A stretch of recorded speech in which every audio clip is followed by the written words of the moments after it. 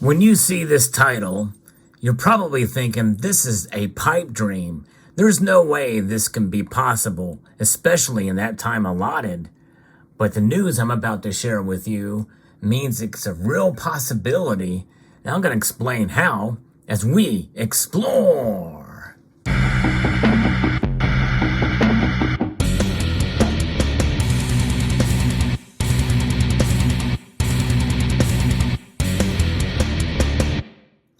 6 months, definitely feasible based off of what I'm about to share with you from the Silver Institute. Now, again, the Silver Institute is a biased organization, but there's been some times when they've been fairly bearish on silver's price and some of their calls from who they hire, the Metals Focus organization. So I do give them some credibility, and I think they're honest brokers overall. However, with anything, you have to take it for a grain of salt, just like anything that I talk about in my videos. And by the way, I posted some recent videos that people have thought have been fairly negative about silver. I am by no means negative about silver. I am realistic about the price of silver. And I don't think anybody should take what I'm about to mention here as gospel, that this is definitely going to happen. But I'm going to explain how it could happen, and because this is kind of interesting and exciting news, especially if what is being offered here is taken advantage of fully, given the demographics of this area. So the Silver Institute is reporting that there's new investment products for Indian investors. Now, when you hear the country India being mentioned, we know, especially if you watch this channel over the last year, that I've covered extensively how India has taken a great interest in silver, especially in the last year. In fact, I think it is them that have drained most of the COMEX and LBMA vaults that are still under a great amount of stress, as I've recently reported. And that is something to take note here.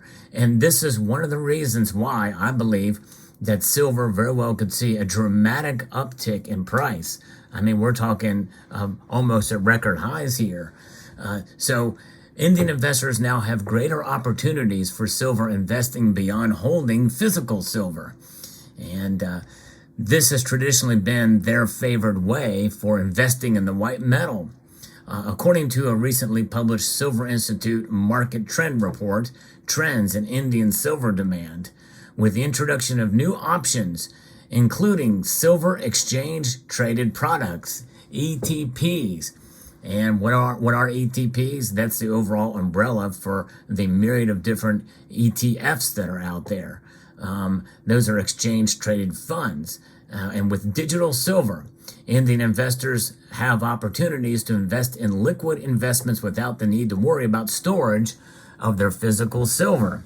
Now, for those of us, especially if you look at this display here, many of us in this community, we're exclusive to the physical. We're willing to be punished with premiums in order to obtain it, because it's just so cool to hold an actual physical silver bar in your hand, or silver round, or silver coin. That's what it's about. It's about the shiny, beautiful metal that we have come to enjoy and love and adore. But there are some issues with storage, and it is bulky, taking up space and the like. And as prices have been low, we've been taking advantage of it, but you lose out on some of the premiums. When you go to sell, most of the time, especially if you sell relatively quickly after you buy it, or if you sell at the wrong time, if you had it for a while and the price has been relatively stagnant, you can lose big time with silver. But there is a growing number of folks, even in this community, who diversify even from within the silver space to ETFs, exchange-traded products, the umbrella of different exchange-traded funds out there. And there's nothing wrong with that. I believe if you're going to do that, you should probably pick the very few. In fact, I know of really only one, but I think there may be a couple more that actually back every single ounce. There's a 1-to-1 ratio between the paper and silver ounces, but the vast majority of them are full of derivatives, and there's a lot more paper silver than there is the physical silver to buy it. And some people feel that that is a growing reason why we have manipulation and price suppression. And it's by suppression by proxy, I think, is the biggest thing, because when there's a big sell-off, it's a sell-off in paper, not necessarily a sell-off in the physical. So it really artificially pushes that price down by proxy. And I do believe in that kind of suppression because there's a whole lot more paper out there than there is the physical. And this could be exemplified or exaggerated or magnified with these new products being available in India. The article continues here, or the report, as the world's sixth largest economy and foremost silver fabricator, India also plays an essential role in silver and gold investment demand, historically recognized in that market as a savings and investment assets, a reflection of the low penetration, no pun intended, of banking and other financial products. Today, with new investment products available to Indian investors, India's role in silver investment has the potential to grow. And you know what?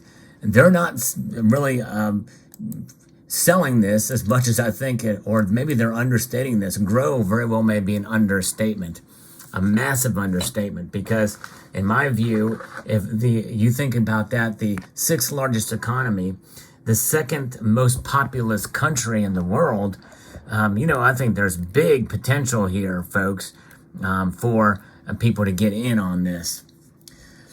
Since 2010, India's physical silver investment, bars and coins, has accounted for 1/3 of overall Indian silver demand. During this time, Indian retail investors bought around 730 million ounces of silver, representing 90% of 2022's global silver mine production.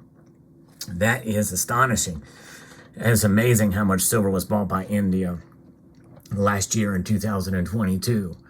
However, the report notes that since 2014, some notable policy and regulatory changes in India have structurally altered investment in precious metals, potentially limiting physical investment. These changes have included the government's push to provide banking services to the entire population and the crackdown on tax evasion and cash transactions. These changes, however, have served to spur new options for investing in silver. And I think it's going to be exacerbated by, they've touched on this, but let me be specific here exactly what they're talking about. In India, they are now raising their value-added tax for silver to match that of gold, when many thought that they would lower gold's tax. But instead, they're increasing it. And in reality, that's going to cause more and more people to probably try to find ways to skirt that tax. And of course, ETFs, exchange traded products, that's going to be one way they're going to do it, where they don't have to actually hold the physical. It is an exposure to the price of silver, not the actual silver metal itself. And in India today, investors can currently choose among 7 ETPs. That's today, they can do that. And 5 silver ETP funds of funds. And that's the investment in ETPs. At the end of 2022, silver ETP holdings in India stood at an estimated 8 million ounces, which is a good start given the fact that these products were only released in late 2021. Another new area of investment in India is digital silver, which allows investors to buy silver for a low price point. Depending on the platform, the silver is then stored in insured vaults by the seller on behalf of the customer, who can either sell it back on the same platform or take physical delivery in the form of coins or bullion after paying delivery and minting charges. Digital silver represents another new chapter of silver investment in India, and already 9 companies offer these products. Another new potential arena for silver investment in futures is the India International Bullion Exchange, which launched in August of 2022. The Indian International Bullion Exchange allows Indian jewelers and bullion dealers to import gold directly from foreign suppliers through the exchange of trading bullion depository receipts.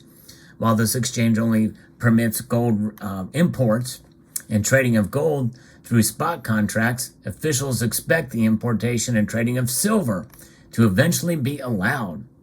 Although these new silver investments are expected to increase with growing awareness by investors, Indians still favor holding the physical product in the form of bars, coins, and jewelry. Very smart, I think. I think the physical is the way to go. It's worth the premiums to me to hold a physical. And I agree with most Indians. It is a part of their culture, by the way, and we know that with gold too. And so it's accounted for 1/3 of overall Indian silver demand since 2010. And during this time, Indian retail investors bought around 730 million ounces of silver.